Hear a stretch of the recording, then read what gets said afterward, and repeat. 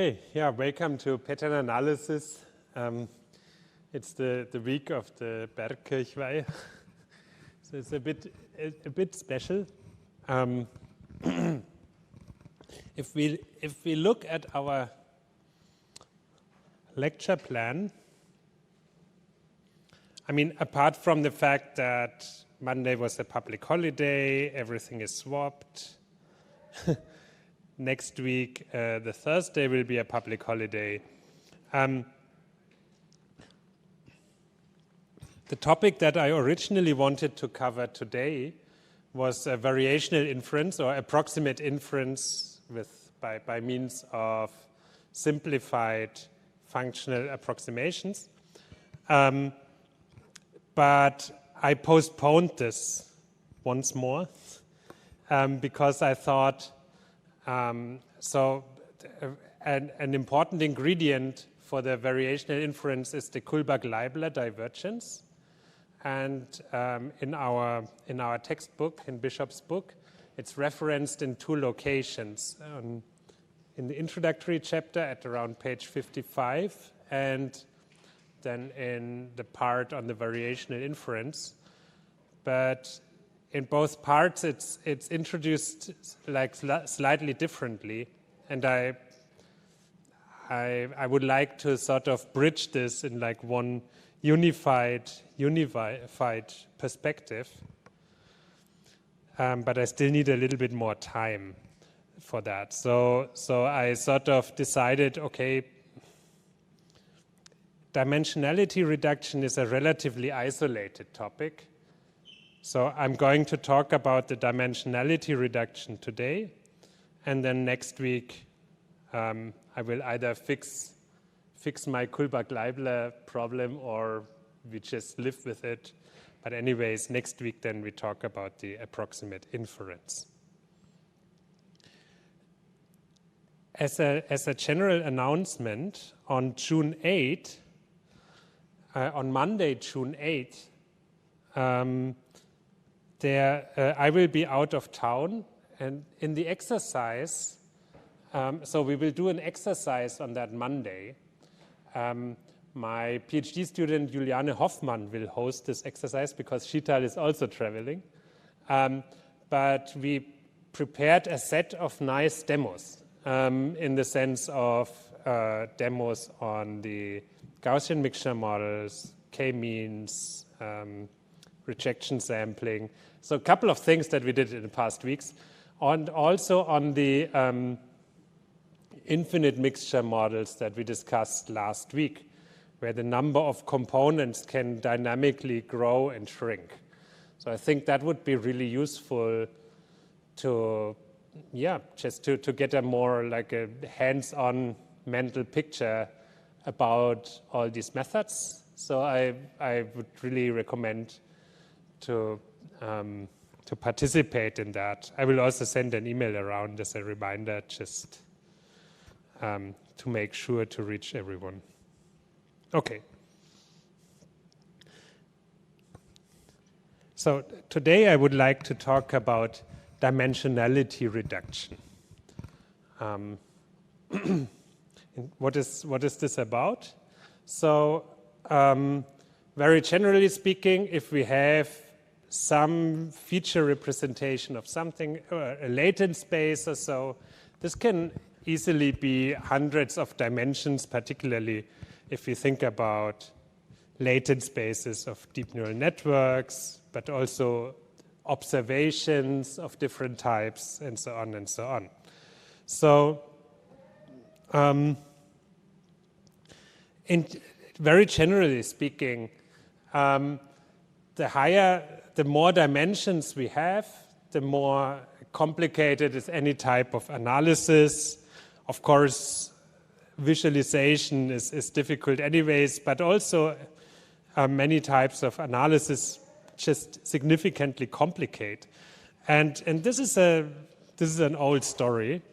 And Bellman coined in 1961 the notion of the curse of dimensionality, meaning that the complications, they don't grow like linearly, but they grow much faster with increasing dimensionality. And so this notion of the curse of dimensionality kind of made some career. And in many tasks, people try to reduce or to keep the number of dimensions low, or to figure out like what are the most important dimensions. This is what is the topic of dimensionality reduction, sometimes also referred to manifold learning, would be a possibility if you want to give this a more machine learning type of touch, but it's the same task. Yeah? Okay. So a manifold, just to explain the notion of manifold learning, a manifold would be some, you could say, geometric shape of your data distribution residing in some space. No? And what if the intrinsic dimensionality of your data is lower than the dimensionality of the space? Yeah? Like imagine you have a three-dimensional space, but all your data actually lies on a plane that is somehow located in that three-dimensional space. So if you had an oracle that tells you like onto which axis you should project this plane, then you could reduce the dimensionality of your data from 3 dimensions to 2 dimensions without sacrificing any information that is contained in the data. No? So the information of the data is, well, it's a plane, and this is my relative location to my neighbors, and so on and so on. But it's somehow inaccessible in this higher dimensional space. Yeah? And people sometimes use this analogy also when talking about images or so. No? Like if we think about the image generators, they essentially train on images scraped from the web. And what is the dimensionality of an image? Well, it depends. So let's say we have a network, we process these networks with a receptive field of something like, I'm just imagining numbers, but 300 by 200 pixels, and then we have 3 colors. So then the dimensionality of that input vector, let's say, no? That is the image, would be something like 300 by 200 by 3, so something like 60,000 times 3, like, is that right? So then we would be, yep, 180,000 dimensional input. Yeah, okay. And then, so this implies, okay, images, when they are fed to that network, they are downsampled because actual image resolutions are higher than that. No? But, okay, so you downsample the images, feed them to the network in order to learn the different cats and dogs and whatever is on the internet. You have 180,000 dimensional input. And then people are arguing, yeah, okay, this is the input dimension. No? But for example, if I'm training something like a variational autoencoder, where we wanted to look at this paper in the course of the semester still, no? There we have a bottleneck layer that reduces, so this 300 by 200 dimensional input, it sort of squeezes it down to a latent space representation of, I forgot how many, like a 3-digit number. No? Let's say 800 coefficients, something like this. No? So apparently, there's a possibility to reduce a 180,000 dimensional space to an 800 dimensional space without sacrificing critical information or so. No? That's actually an interesting insight. No? So it means, okay, there's a lot of redundancy then in the actual image representation as we're used to it. Okay, so back to the topic here. So this in terms of dimensionality reduction, so it means, okay, so the set of images here can be formulated as a distribution in a lower dimensional space that in its original form is somehow embedded in this higher dimensional space. No? And the whole point of this super complex neural network, whatever, is to do this compression essentially into these 800 dimensions. Yeah? It's one way to look at the dimensionality reduction. Okay, of course this is not a neural network class, so we will talk about more elementary methods here, which also have their justification when we think about cases that are analytically better tractable than the images on the internet, yeah, where you have no chance except of taking a neural network. No? But there are many other tasks where a more analytic approach can be preferable. And this is what we're going to look into in this lecture.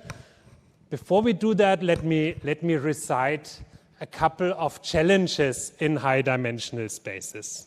And to start with the obvious challenge, well, we can't visualize them because usually data is larger, like data dimensions are usually larger than 3D. So they're usually also, if you think about a distribution of samples in a space or so, you cannot directly visualize them, but first you have to reduce the dimensionality to 2D or 3D, and then you can show it. Yeah? There are numerous examples for this, like across across the whole field of image processing, machine learning, and so on. For example, if we think about satellite data, satellites capture multispectral or hyperspectral images, meaning that they split the spectral response, the colors, yeah, in much more than 3 channels. And then, so if you split it more finely, you can get hundreds of little spectral bands out of this, yeah? Which allows to classify different materials, either for like civilian use or military use or whatever. The reason is that you have this satellite in space. But in order to actually visualize that information, you have to project it back onto something that can actually be shown, like some pseudo-color representation, for example. Yeah? Another like very notorious example is to visualize the feature maps, the representations of deep neural networks. They are very like high dimensional, no? Usually or oftentimes what people do is they use a dimensionality reduction method to qualitatively give some impression like, okay, the class is nicely separate in that representation as a, let's say, surrogate proof that their method works well. Yeah, or like a different aspect to dimensionality reduction visualization is if we think about recommender systems, there N customers like or dislike M products, but not every customer, every product, but it's a very sparse feedback that you get. Like every customer, for every customer, you only get feedback to very few products. So you have a sparse product matrix. And from that sparse matrix, you have to condense this over the number of customers in order to make one specific recommendation for one specific customer as a next product. So this is the business model of a lot of companies, including Netflix, for example, to recommend like the next movie to watch and so on. Or Amazon, or yeah, you name it. Okay, a second problem is that if you think about machine learning as a statistical task, to get a statement about every location in some representation space, then the underlying problem in a higher dimensional space is that there's just the number of bins, if you divide your space in little bins, grows exponentially. Yeah? So you would like to exploit this fundamental assumption of pattern recognition that similar features are at similar locations in the sample space. So whatever you do with a classifier or a regressor, you always make a local prediction based on a local neighborhood. And then, but if you start to think about, okay, what is a local neighborhood? Let's split the space in little cells. Then the number of these cells grows exponentially. And this brings many problems. So if you think about the model parameters to represent the content of these cells, no? If you think about the data points, if you want to have a statistically robust number of observations per location in space, then the need for data points just also exponentially grows.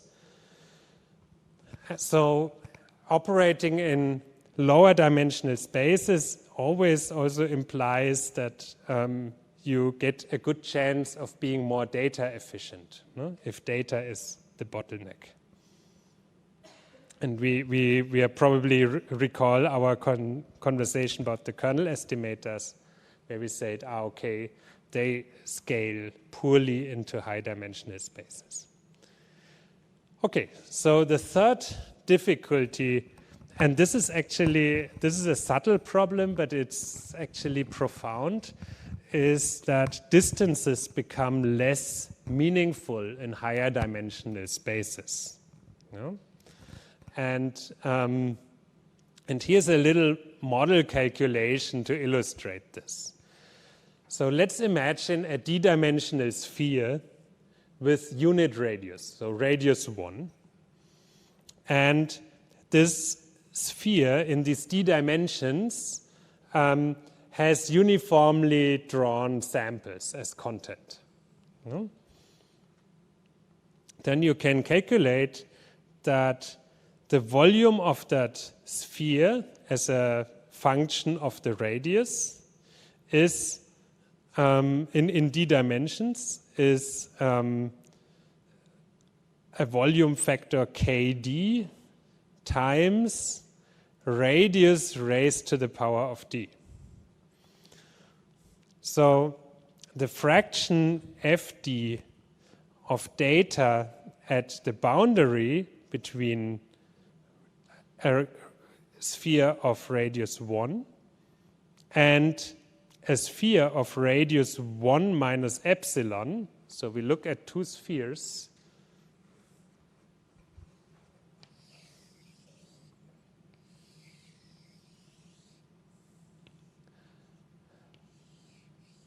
the first sphere has radius 1 and the second sphere has radius 1 minus epsilon, and we compare their volumes, then the volume of the sphere with radius 1 minus the volume of the smaller sphere normalized by the volume of the sphere with radius 1 is 1 minus epsilon raised to the power of d. This would also be raised to the power of d, but I left it out immediately, divided by 1. So is it's just 1 minus epsilon raised to the power of d.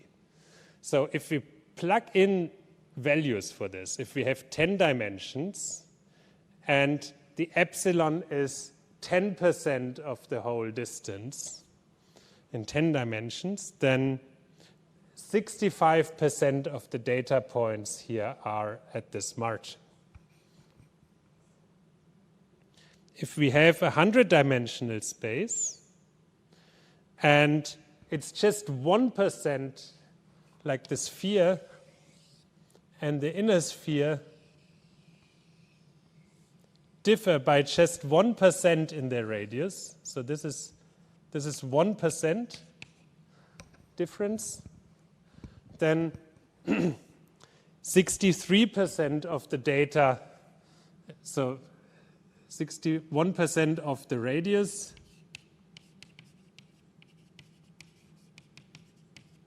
contains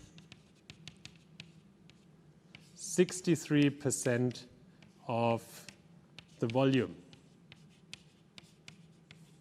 In 2D, this doesn't look very plausible, no? But of course, it's a 100-dimensional space. So this is why this thin outer shell has such a large volume. Yeah? And this means, so it means if you uniformly sample points in a 100-dimensional space, then you have a 63% chance that you end up somewhere here in the outer shell. Yeah? Okay. Like coming back to the distances, what this means is if you now start to calculate distances between the points, then you're always calculating distances between points that are somewhere at the boundary of the shape. So if you look at a histogram of distances, then it somehow contracts to some, let's say, middle distance that you have when you go across the shape, no, in 100 dimensions, no. But you're not going to see like these super low distances. Not really sure what happens on this end. We should probably do a little experiment on this, no. But you're not going to see the low distances for sure. But it squashes all towards these like, oh, I'm crossing my sphere kind of distances. Okay, so and this means that the value range of the distance functions just compresses, no? And the distance as such becomes less discriminative. Okay, yeah, and this is the problem actually with rejection samplings in higher dimensions, no? So we said rejection sampling is a bad choice in a higher dimensional space. Why? In rejection sampling, we say, okay, there's a function. We don't know this function too well, but we have some information that permits us to form an envelope over that function. So we first sample from that envelope, get a value here, and then on that location, we sample again to hopefully get a sample here from the actual function area, and then we can keep it. However, this here, so this difference between the actual function, or the distribution, sorry, that we want to sample from, and our envelope function, this difference is literally essentially the same as this margin here in that sphere. So if we crank up the dimensions, the same thing happens, that suddenly like more and more of these samples that we draw start to end up here at this margin, and then rejection sampling is just not a good choice anymore, because it always has to resample to get a candidate. Okay, so let's talk about specific dimensionality reduction methods. Yeah, one thing that probably I would assume, I don't know, half of you certainly know from one class or another, somewhere in the past, is the principal component analysis. It's like an important workhorse in many branches of engineering, sciences, and so on. It goes by many names, Carhoonen-Loewe transform, KL transform. Yeah. So I would abbreviate it as PCA, Principal Component Analysis. It's essentially about providing a more compact representation in a lower dimensional space with a linear transformation. Yeah? The principal component analysis is a linear projection onto an orthogonal basis U. What does it mean, an orthogonal basis? It means if I have two basis vectors, Ui and Uj, and I multiply them together, then they will be zero, except in the case that these are actually the same basis vectors, I and j. In that case, they will evaluate to 1, their scalar product. So this means orthogonal. No? It's like a cosine that you evaluate between these vectors. And this basis are the eigenvectors of the mean free, so you have to subtract the mean up front, mean free covariance of the data where you apply this PCA on. Okay.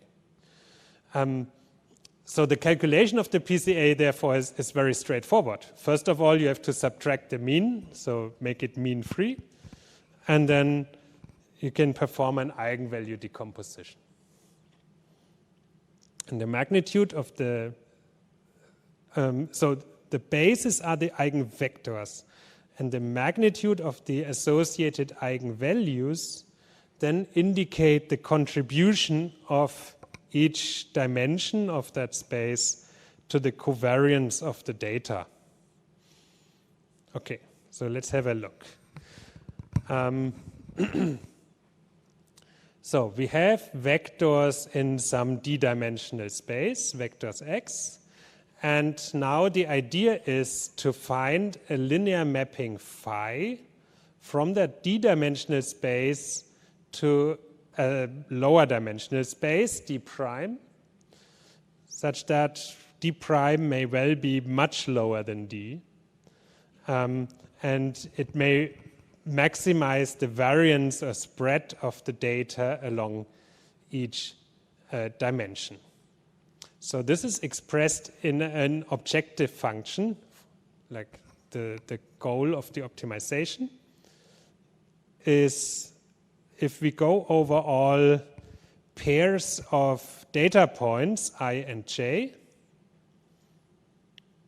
then we calculate the covariance here, so phi xi minus phi xj transpose times phi xi minus phi xj, plus some regularization term lambda phi transpose phi minus 1. So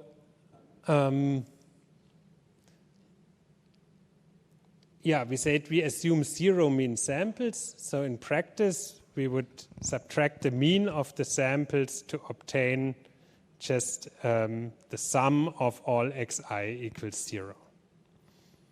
Okay.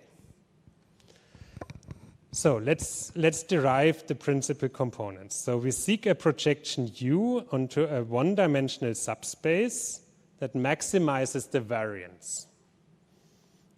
And then we can show that U is the largest eigenvector of the covariance matrix. And this can be iterated to get 2, 3, 4, and so on principal components. No? Okay. So let U be the first column of our mapping phi. And we can add more of these components iteratively. Yeah? So we can project the data on the d minus 1 dimensional subspace that is orthogonal to U, and then, seek again the projection onto a one-dimensional subspace that maximizes the variance. Let me draw a little picture to illustrate this. We had already this picture that we said, okay, let this be a three-dimensional space, and in that three-dimensional space, the data shall be distributed like some plane with some orientation in that space. Yeah? Maybe with some noise also, doesn't matter. If we are looking for the first principal component, yeah, then we would say, okay, let's look at the covariance of the data. What is the covariance of the data? This is if the 0 point would be here, if this would be the center of our coordinate system, yeah, then our data would change very much along this plane, along this manifold in our space, yeah, and it would change not very much orthogonally to that plane. Yeah? Okay, so that means if we have a covariance matrix, then we could write the covariance matrix in such a way that 4 entries are, or we could organize it in such a way that 4 entries here are the main components to describe this plane. No? And then we have another small entry that describes the little variation outside of the plane. Yeah? So this is the goal. No?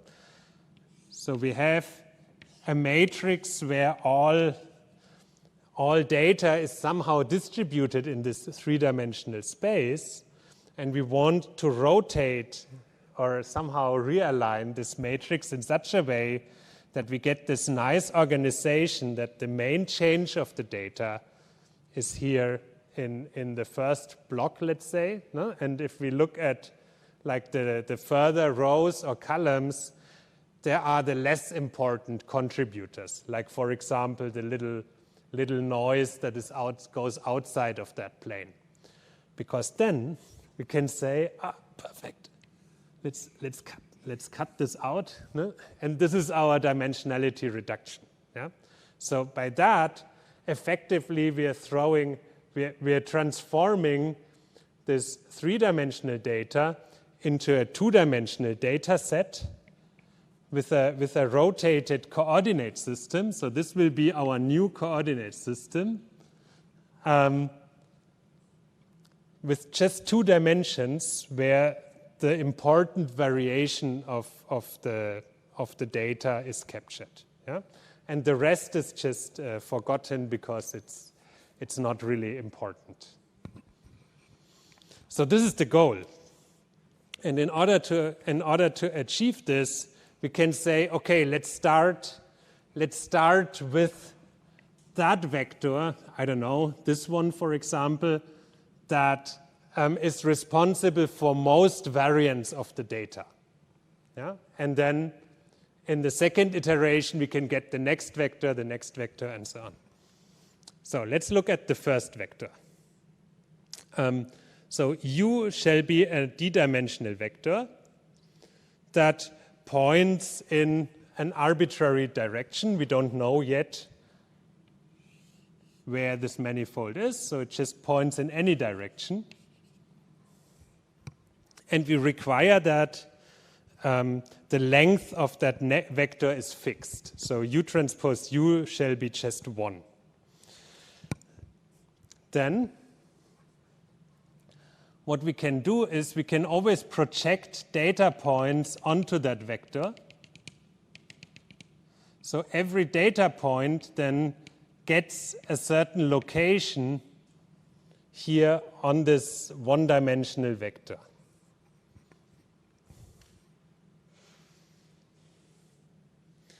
And now we can say, what is the variance of these points along this one dimension? Yeah? Because, okay, here, this distribution is maybe not so interesting, but let me draw a more pointed distribution. Yeah? What if what if our data is a little bit more bar-like, yeah, bar-shaped? If we have the vector u pointing in this direction, and now we project all data points along this axis, we can still extend it a bit, yeah? If we project all data points onto that axis,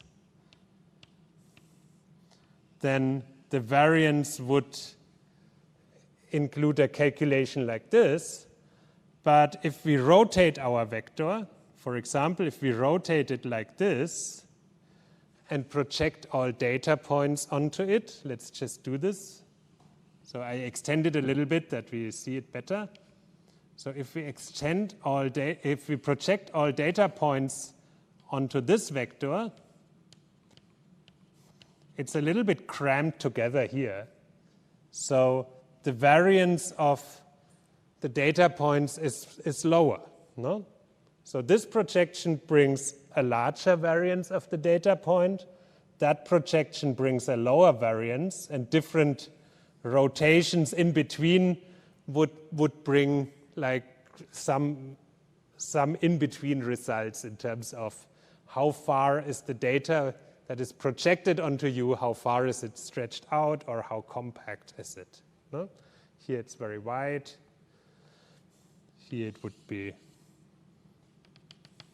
here it would be even wider, probably.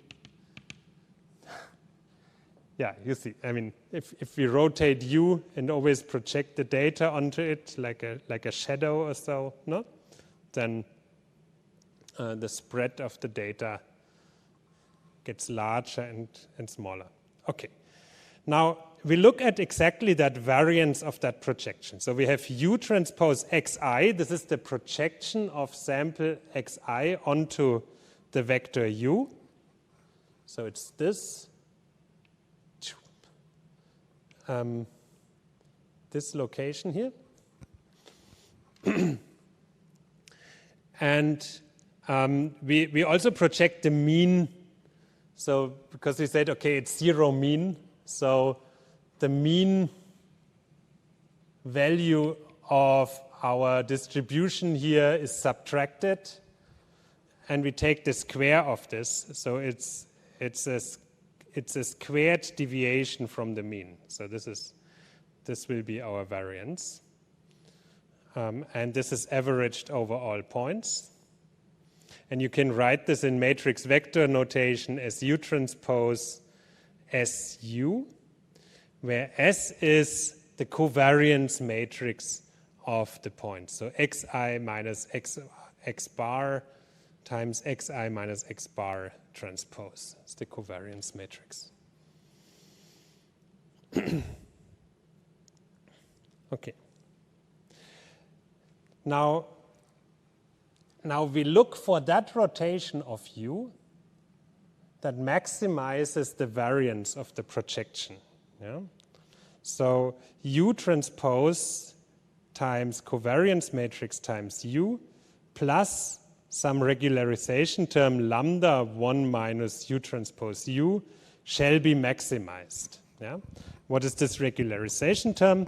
Lambda is a Lagrange multiplier. This is a technique to use additional constraints. So it doesn't have a particular meaning in that context. It just means let's put this constraint in with a certain scaling factor.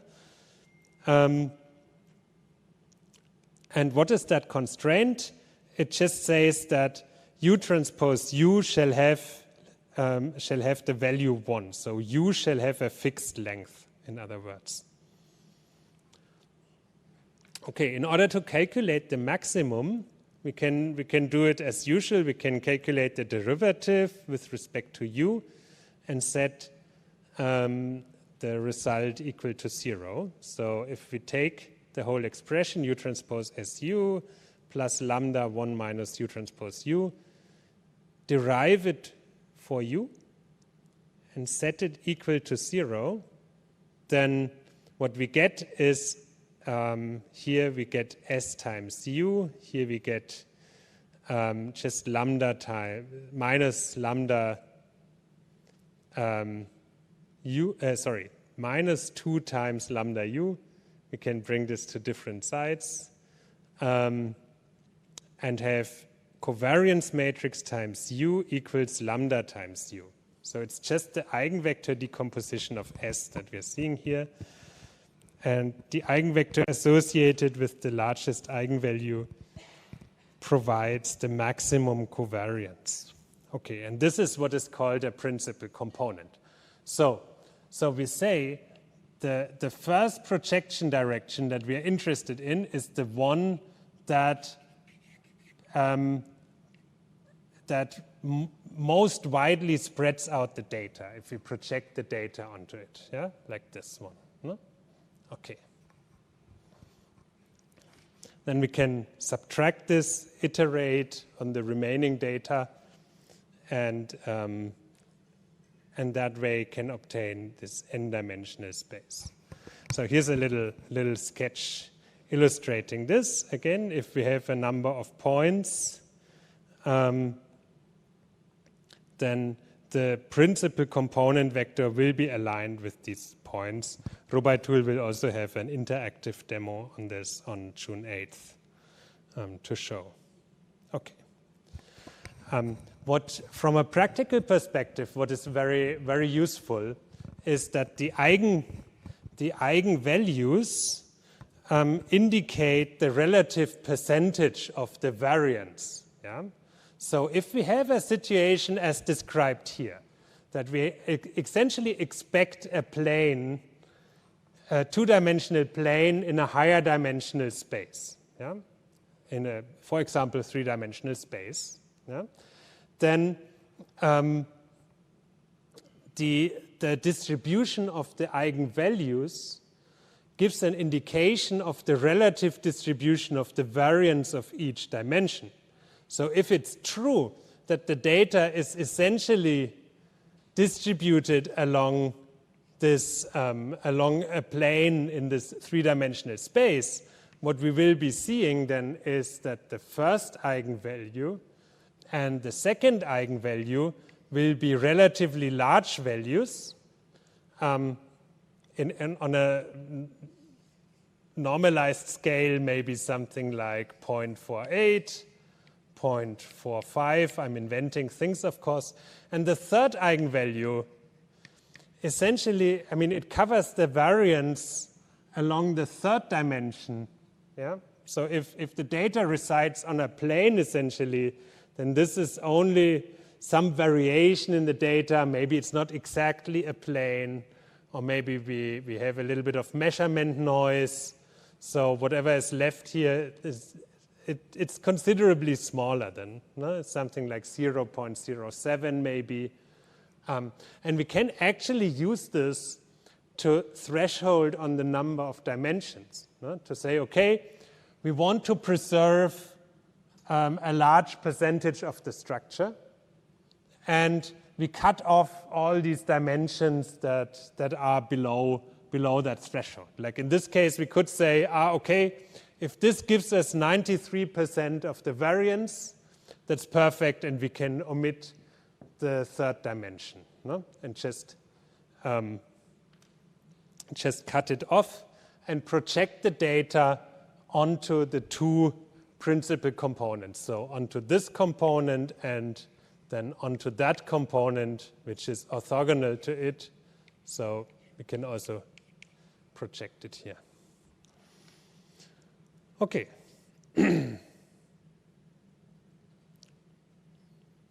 Yeah, so what this equation says in principle is I take the first d prime eigenvalues and divide it by all the sum of all eigenvalues. And for example, if I'm happy with keeping 98% of the variance of the data, this is the d prime that I'm looking for. No? Yeah. The lower dimension. Okay. Multidimensional scaling is actually the same as principal component analysis. It just operates on a different type of data. It operates on a data representation where only the distances between the samples are given. So what could be an application scenario? You could have something like distances. If you say, okay, Berlin, Paris, Paris, London, and so on. No? So you have a list of distances, like kilometers or so, attached. And you want to reduce a set of data that is given by their distances in their dimensionality. Then this is the situation that applies to multidimensional scaling. If in this example here with the city names, you could say, yeah, okay, it's like a two-dimensional, by some approximation, it's a two-dimensional data set, no? Because Earth is flat or so, or Europe is flat or whatever. But in other examples, if you think, for example, about feature vectors, like perceptual hashes, for example, describing images or so, then it's not a two-dimensional structure, no? But instead it can have some arbitrary dimensionality of the underlying vector. We don't know this anymore. Yeah? So it could be that these distances that we are seeing are calculated from 100-dimensional vectors or so, but all that we are seeing are the distances which are scalar values. Yeah? Okay. But in the context of representation learning, you can have many such applications. No? You can just say you have a similarity score between two types of inputs or between an input and a prototype vector or so. And then immediately you are in this MDS-like situation. Okay. So it may be useful if only relative information about samples is available, maybe from a learned similarity measure. Okay. How does it work? So multidimensional scaling operates on a distance matrix, d squared. So we have this assumption that all distances are like squared Euclidean distances here, yeah? Between all pairs of data points, xi, xj. And the absolute locations of these data points, xi, xj, are unknown. No? So we seek to reconstruct absolute positions of data points in a lower dimensional space, a d prime dimensional space, where this again is an orthogonal, this lower dimensional space is again an orthogonal projection onto this d prime dimensional subspace. Okay. Yeah. If we think about a problem statement, no, that we know, the distance between x and y is 5 meters, and the distance between y and z is 8 meters or so, that's fine. We can reconstruct, and maybe if we know their distance is 13 meters, that's fine. We can reconstruct their relative positions, but we don't know like how they shall be translated in space. Yeah? So we make a simple, just by convention, we say, well, they shall be centered around 0. Yeah? So the 0 point in that case would be at 6.5 meters. This shall be 0. Yeah? But this is just is an arbitrary definition, because from distances you cannot reconstruct the absolute position. Yeah? So this is the advantage that this matrix X that we seek to reconstruct is automatically mean-free. Okay, so So let's write the components of the distance matrix in matrix notation. So a squared distance between sample points I and j can be written as xi minus xj transpose times xi minus xj. This is just a squared distance. If we multiply this out, we have xi transpose xi plus xj transpose xj minus 2 times xi transpose xj. That means that the distance, the matrix of squared distances, d squared, is a diagonal matrix of x transpose x times a matrix full of ones. This is what I'm trying to express here. So it's a vector of ones times a transpose vector of ones. It's just a matrix of ones. Plus, again, a matrix of ones times a diagonal matrix of x transpose x transpose minus 2 times x transpose x.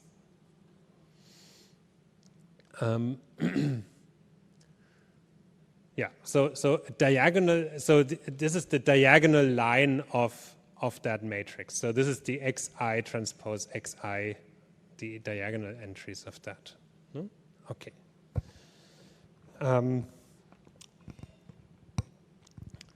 Yeah. So this is an equation that links the distances on the left-hand side to the actual coordinates that are unknown on the right-hand side here.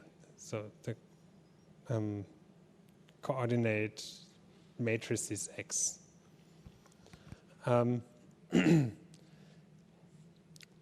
and the idea of the multidimensional scaling now is to solve for this X. And this can be done by multiplying this matrix D square by a special matrix, the so-called centering matrix C. And this is a special form, and it kind of falls from heaven, from somewhere.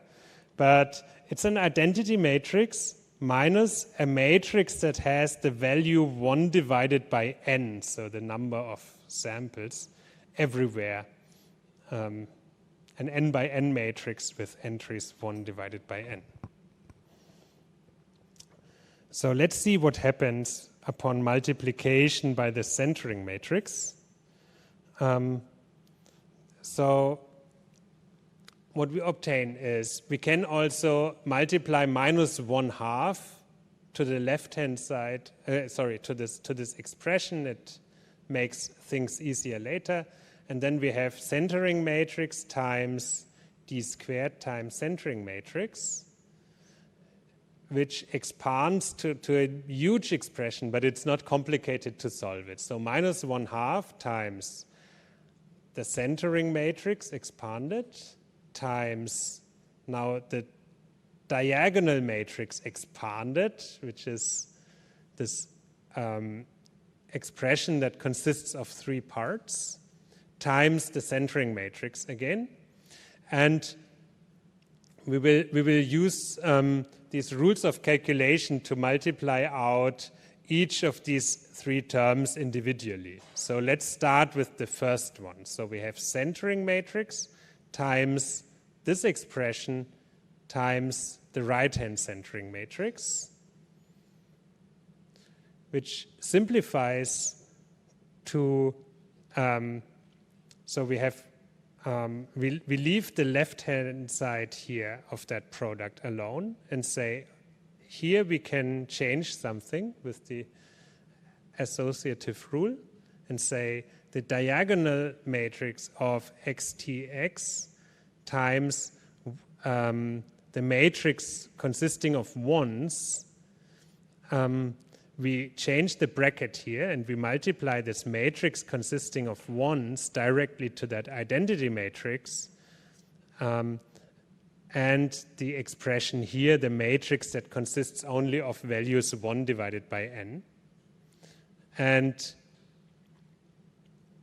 multiplying this out leads to the point that this actually evaluates to 0, because 1 transpose 1 equals n. So 1 divided by n times 1 transpose 1 equals 1. And 1 transpose minus 1 transpose equals 0. Let's go one slide back just to see this. So, the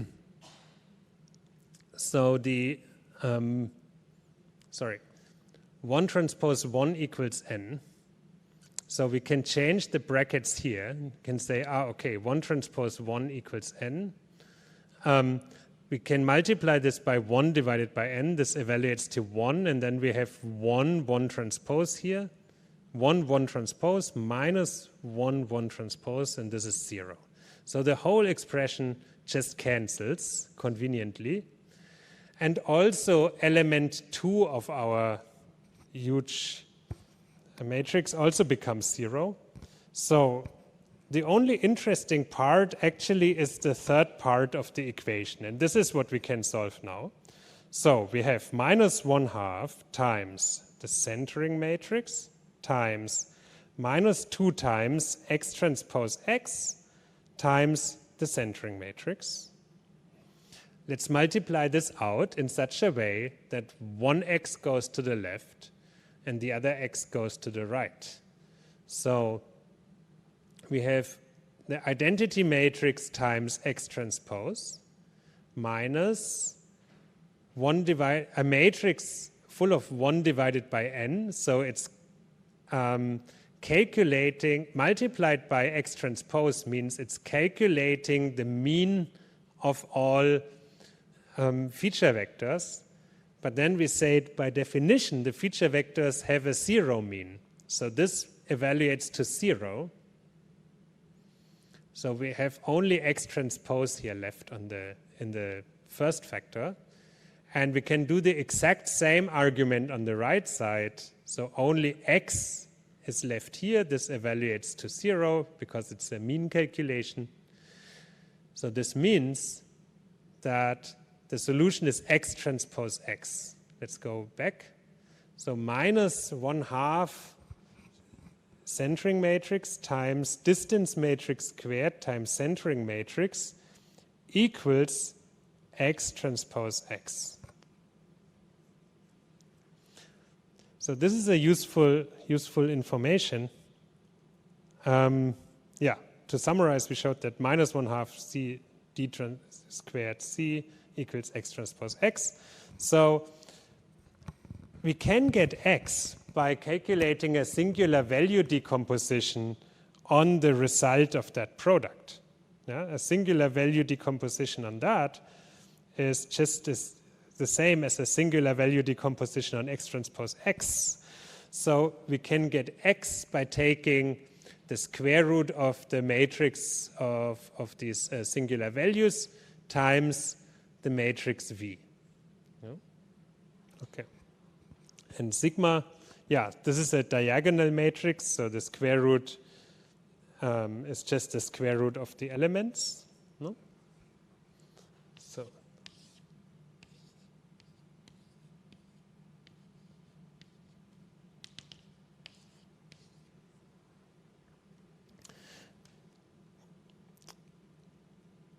and there's our matrix X.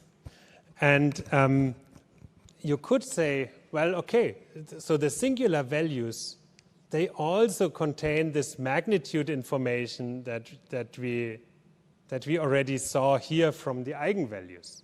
So we could also say, okay, actually only 2 singular values are relevant for me.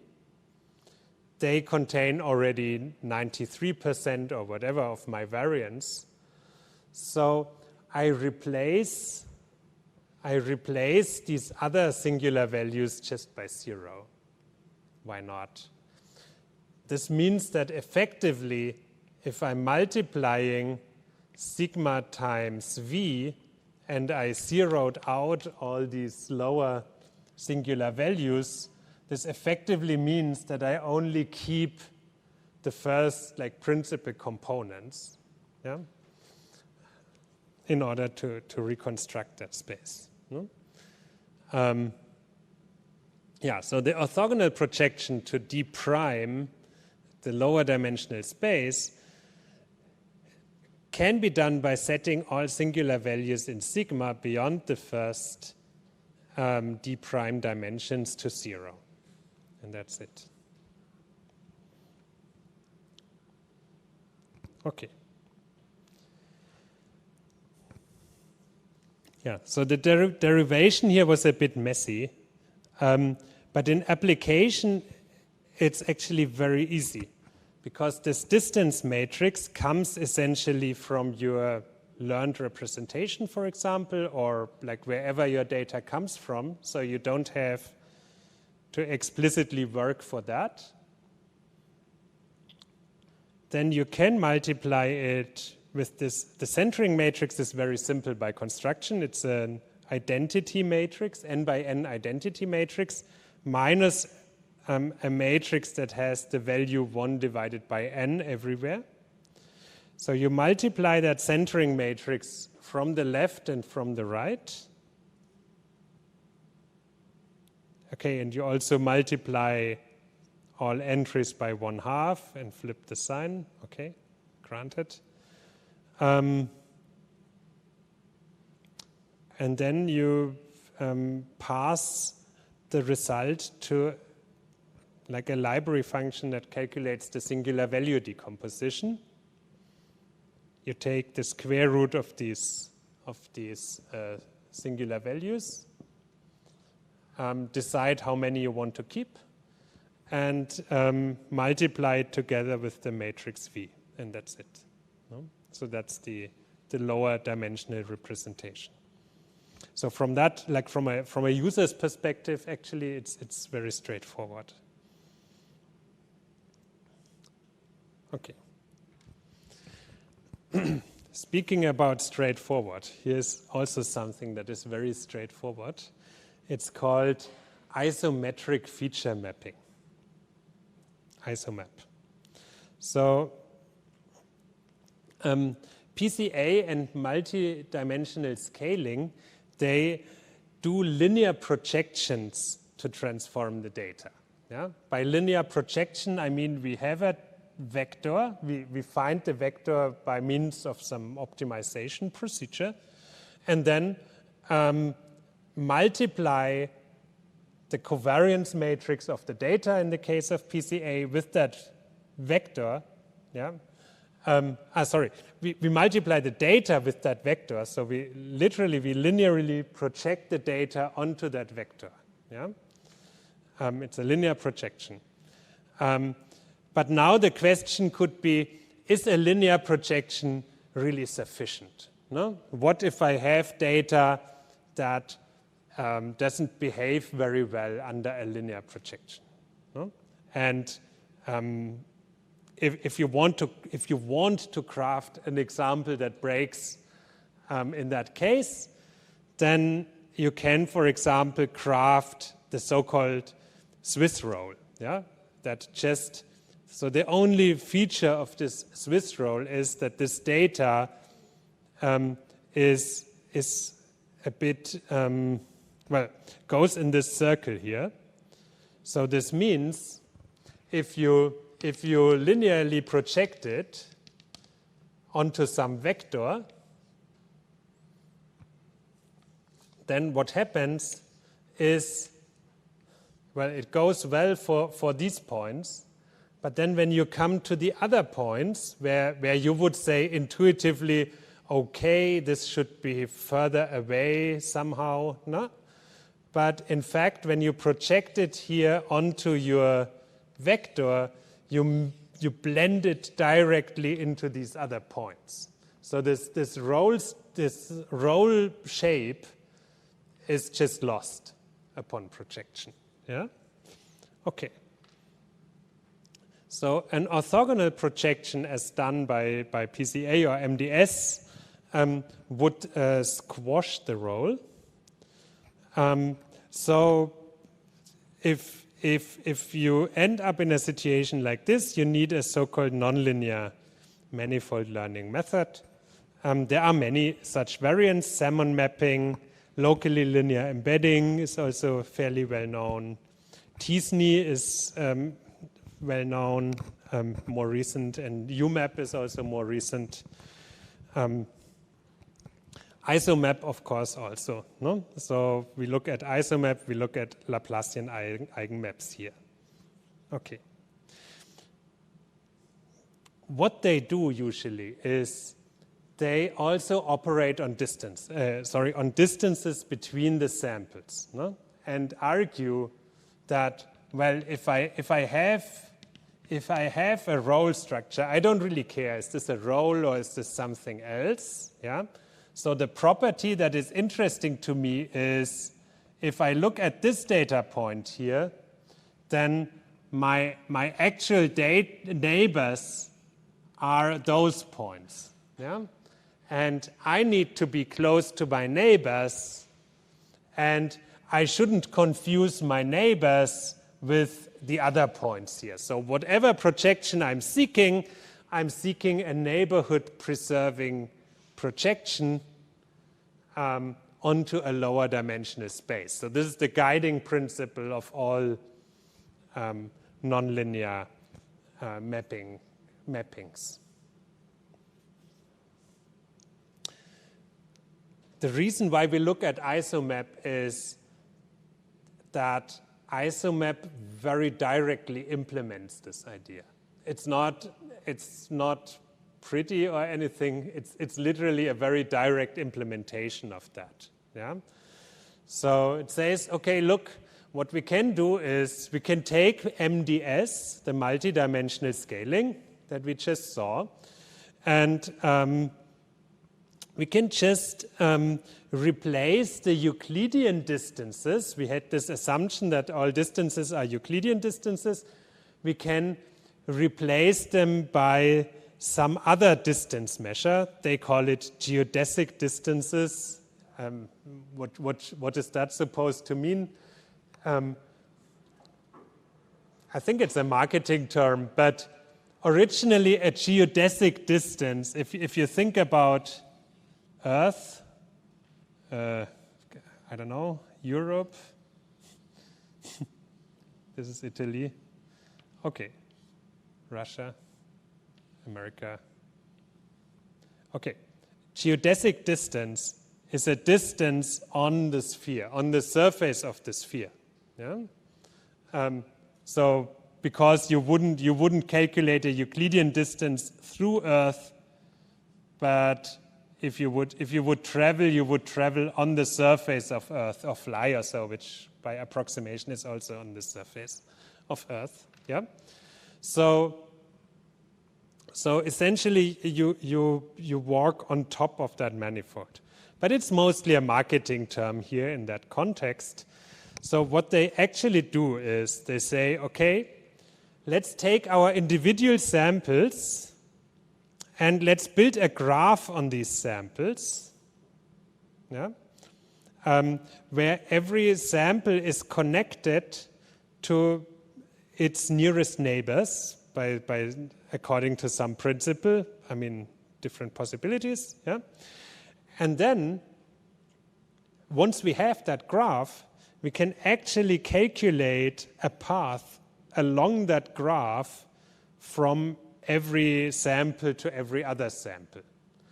And we can take little Euclidean distances here from one sample to another sample, but these Euclidean distances are connected with a graph distance. Yeah? Graph, very literally, like in the algorithms and data structures, Dijkstra type of shortest path graph. Yeah? Okay. So define a graph where the edge weights are Euclidean distances to nearest samples. Yeah? How do you find these nearest samples? You can use some k closest neighbors. Literally, you can use a fixed distance threshold. There are different possibilities. The distance matrix then are all pairs shortest paths. So from each sample to every other sample. And you can calculate this with a specialized algorithm like Floyd-Warshall, for example. Maybe you know this from your algorithms class. Or you just repeat Dijkstra's, which then has a bit of a slightly worse complexity, but it's also fine. No? And then you have your distance matrix, and you can calculate MDS on that. Yeah? So it literally patches the nonlinearity into the MDS calculation. Yeah? So, and these distances now are like follow the nonlinearity, ideally at least. Okay.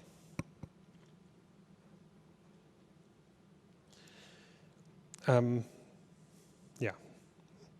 So here's a little notion about a little further method, and then this is our last method also for today, the Laplacian eigenmaps.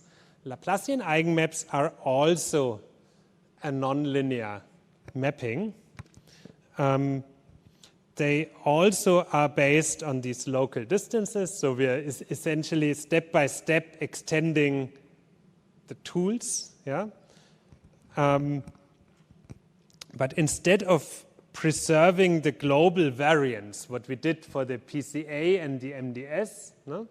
So here in PCA and MDS, we try to maintain a projection that keeps the variance. So we take the topmost components that essentially best represents the internal structure here. No? MDS does the same. Isomap also. No? It stretches, at the end of the day, isomap, if we have our geodesic distances then, and this is our graph distance, it stretches out that graph. No? So it says, okay, if this is the maximal distance, then this is the direction of maximum variance. So we're forming a projection that maximally stretches this out. Okay. Now we're abandoning now this idea of stretching things out as far as possible. But instead, the Laplacian eigenmap aim to preserve local neighborhoods. So this idea of who are my neighbors, and this is what I need to preserve, and about the rest I don't care, is essentially put in the center of the idea of the Laplacian eigenmaps. Why is it called Laplacian eigenmaps? There's a context, a concept in graph theory that is called the graph Laplacian. Yeah? So Laplacian eigenmap organizes local neighborhoods in a graph Laplacian, which is just a matrix representation of graphs, you could say. No? So you can think about, a graph in terms of the algorithms classes. No? You probably had either node lists, no? Or adjacency matrices or so. No? But then you can say, hold on, adjacency matrices. Is this like, can I use an adjacency matrix like a real matrix? And turns out, yes, under certain circumstances, you can do this. And this is exactly what the graph Laplacian aims for. No? So an adjacency matrix in your algorithms and data structures classes was essentially like a binary matrix, you could say. Or you could also introduce weights. It depends on what you want to do.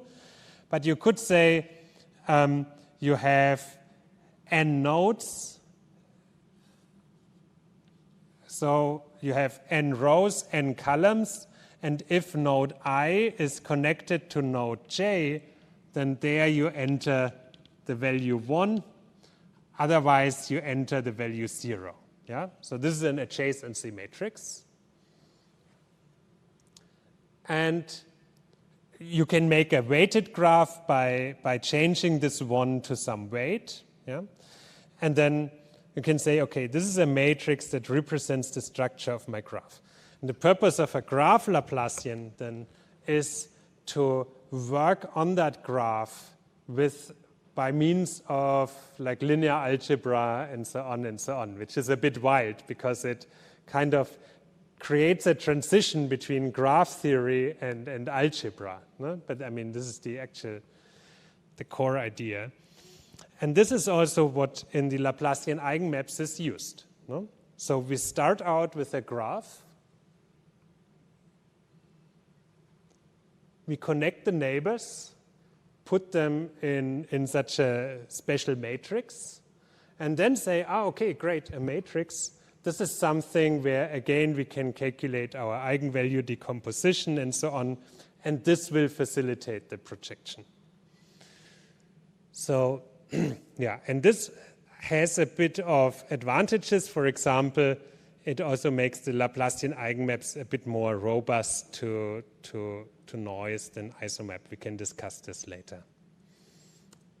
Okay, so how does the algorithm work? It's very quick. So we build an adjacency graph from samples, again via some nearest neighbor search or some fixed distance threshold. Then we weigh the edges of the graph by sample similarity. So how close is each of my neighbors to myself?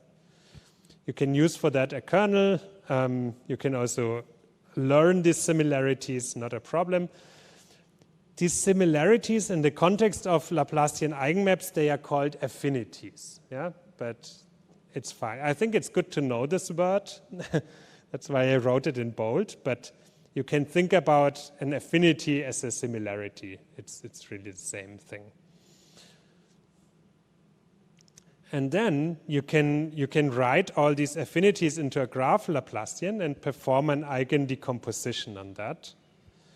And this is the basis for projecting the samples onto a lower dimensional space. So again, it's a very, very simple, quick to implement algorithm.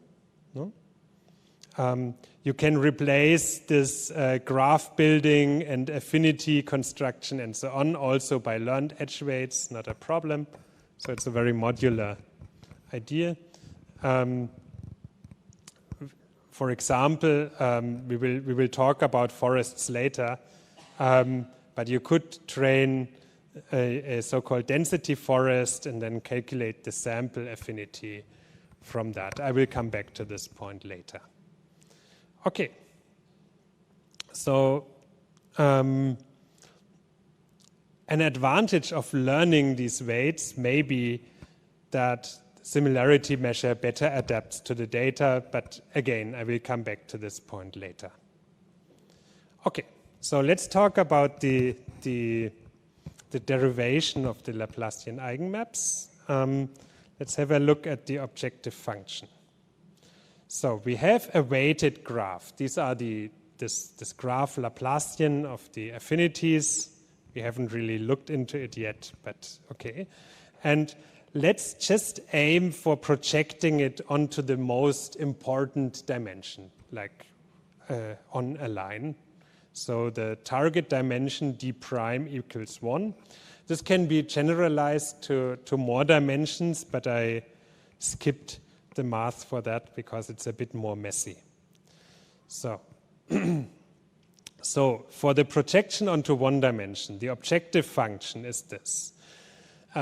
You look at pairs of all samples in the lower dimensional space, so xi prime and xj prime squared. So the squared distance between two samples in the lower dimensional space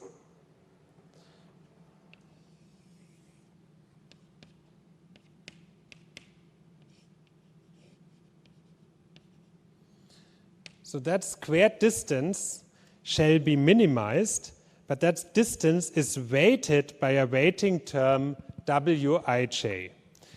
And wij is an edge weight that is calculated in the higher dimensional space. So in the higher dimensional space, for example, you can use like a Gaussian kernel, sometimes called heat kernel, a Gaussian kernel, where you say, okay, the closer my neighbor is here, the higher the weight. So this is my affinity. Yeah. And this is how important I consider that the distance between these 2 points is really low. So the closer a point is in the higher dimensional space to me, the closer it should be in the lower dimensional space. This is what this says. Yeah? Now you could say, okay, this is not a problem. If I should minimize this expression, I have a trivial solution. I just put all points in this lower dimensional space onto the same location. Yeah, I just choose x1 prime equals x2 prime and so on. Then I have distance 0 here. It's the minimum that I can achieve.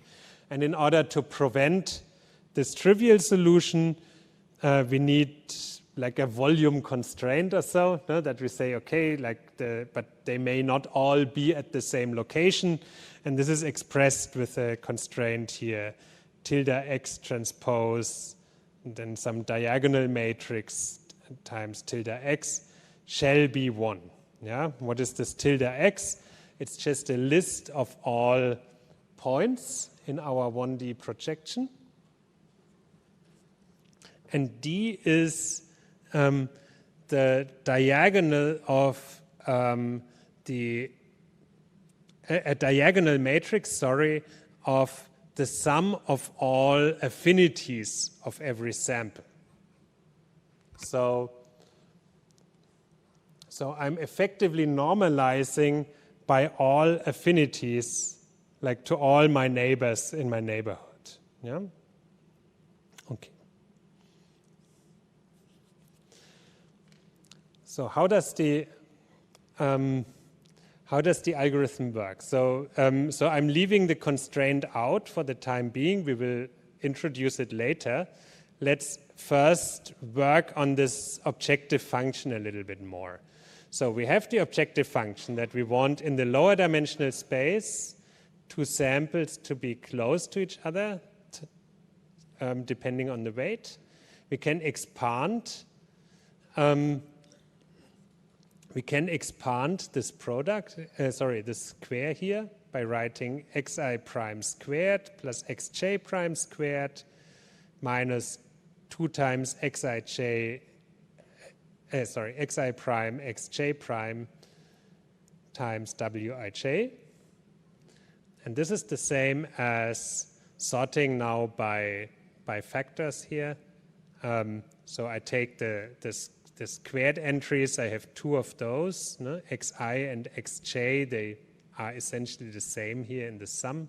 So I can isolate them out with a factor times 2 and can subtract here this term where xi and xj are different for all combinations of I and j.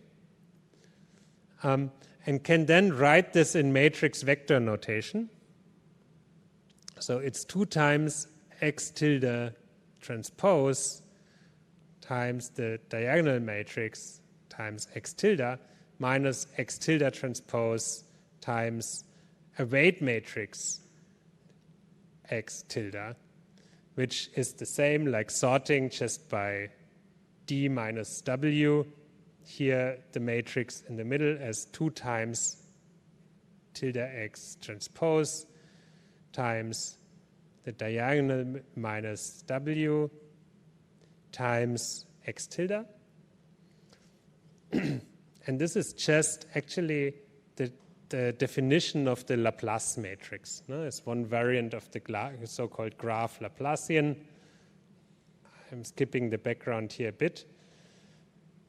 But what we have is the row sum of the affinities on the diagonal coming from the D, and minus w, so minus the affinities on the off-diagonal entries. This is the minus w, and this is this is one way to represent the graph Laplacian. So now, in order to solve this for a lower dimensional projection, we need to reintroduce this constraint that we say, okay, we seek a solution with a certain volume such that it doesn't collapse. So the whole objective function is this tilde x times the Laplacian times tilde x plus, now with a Lagrange multiplier, we can pull in the constraint, tilde x d tilde x. We derive this for x, and this shall be 0. So this is 2 times the Laplacian tilde x minus lambda d tilde x equals 0. We can sort this, and again, we have an expression here that has the form of an eigenvalue-eigenvector problem. So d inverse L times tilde x equals lambda tilde x. So this is an eigenvalue problem again. The goal is to minimize the objective function. We want to minimize the distance between points that are close to each other in the higher dimensional space. So in terms of an eigenvalue-eigenvector problem, we're looking for the smallest eigenvalues. So these are the solutions to that task. There will also be eigenvalues for lambda equals 0 for every connected component. There's one. They are not informative, so you have to discard them and then go for the next smallest eigenvalue there. So in summary, the embedding for sample xi from the higher dimensional space onto a 1D space is just the ith entry of the eigenvector associated with the smallest non-zero eigenvalue of d inverse L. Okay, so again, it's a very simple to realize method, one could say. Okay, so a few remarks. The Laplacian eigenmaps are somewhat more resilient to outliers than isomap. They also have their problems, but isomap is just too simple in some cases. And here's a specific failure case for isomap that I want to bring to your attention. So a few data points in isomap can create a shortcut on the manifold that somehow may lead to a partial collapse or so. No? Let me illustrate this really quickly. Let's go back to the Swiss roll example.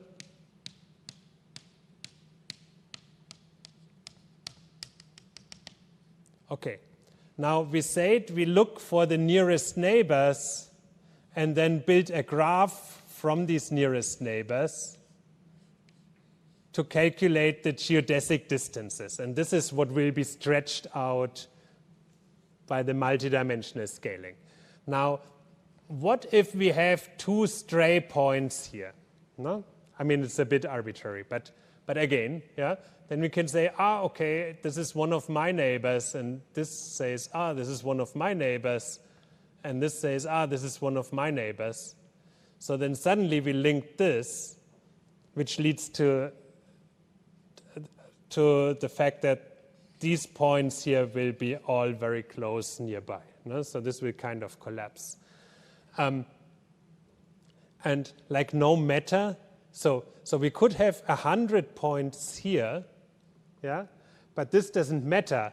So 2 points here can establish this shortcut connection and then lead to this collapse. So the Laplacian eigenmaps are a bit more robust to this because their size matters or numbers matter more. No? So if we have 100 points establishing here local neighborhoods, then in that optimization, they are just more important than 2 points that might also somehow have some desire to be nearby to their neighbors. Yes, certainly, but we optimize the whole expression like for all points simultaneously, and then in that case, the 100 would still considered more important to optimize. Okay. Yeah, a couple of closing words. The graph Laplacian is a central tool in the so-called spectral graph theory that connects graphs and linear algebra. I think I mentioned this. There's also in a deep learning context, there's a branch deep learning on graphs that uses the graph Laplacians also, at least a certain branch there. There's also an application called spectral clustering, where the k eigenvectors of the largest eigenvalues of the Laplacian pre-partition the sample neighborhood graph as a pre-processing step to k-means. So there's a lot of there are a lot of applications of this graph Laplacian. Maybe you'll see it one day or another. Essentially, it's a way of encoding these adjacencies in terms of affinities or so, no? Like similarities in a matrix, and make it accessible for algebraic manipulation. Okay. I'm already going over time. Sorry for that. So that's it for today. I will fix my Kullback-Leibler problems, and then we will talk about the variational inference next time. No? I'm going to prepare a video for this, so the next Monday, we will have again an inverted classroom then on next Monday. Thank you, and see you then. Bye-bye.